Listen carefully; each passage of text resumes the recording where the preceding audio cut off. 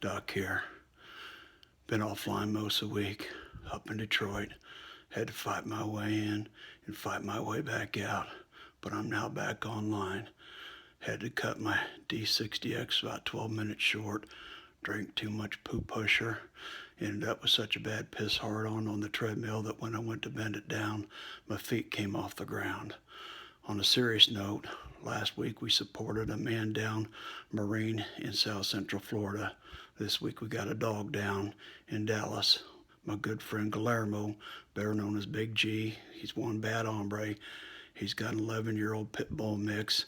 He's getting up there in age, having a little hard time walking.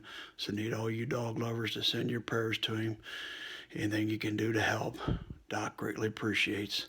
Have a happy Friday. I'll be back at you tomorrow. Horse eye, stink eye, brown eye, and sometimes a pink eye. Doc out.